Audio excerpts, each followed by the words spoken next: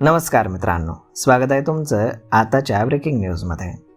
मित्रांनो, मालमत्ता खरेदी किंवा कायदेशीर दस्तऐवजांच्या नोंदणीच्या वेळी मुद्रांक शुल्कामध्ये म्हणजेच स्टॅम्प ड्युटीमध्ये सवलत किंवा माफी मिळते.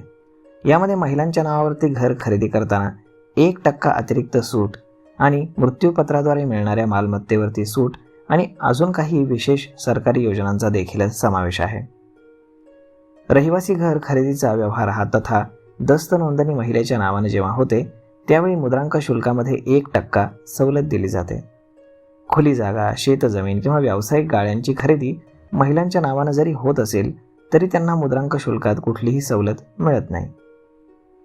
महिलांच्या नावावरती घर खरेदी केल्यास मुद्रांक शुल्कात 1%ची सवलत मिळते.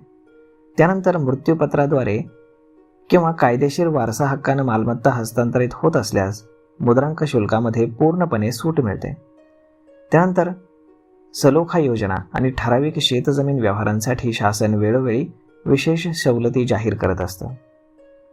यामध्ये सर्वसाधारण मुद्रांक शुल्क दर जे आहेत ते महाराष्ट्रामध्ये महानगरपालिका क्षेत्रामध्ये 6%, नगर परिषद क्षेत्रामध्ये 4% आणि ग्रामपंचायती क्षेत्रामध्ये 3% आहेत.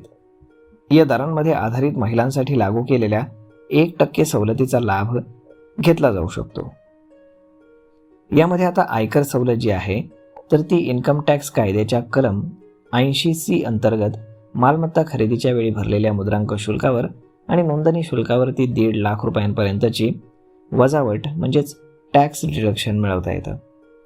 जर तुमचा मालमत्ता खरेदीचा करार रद्द झाला किंवा स्टॅम्प पेपर लिहिताना किंवा बनवताना काही चूक झाली तर तुम्ही भरलेल्या शुल्काचा परतावा मिळवण्यासाठी तुम्ही दावा करू शकता.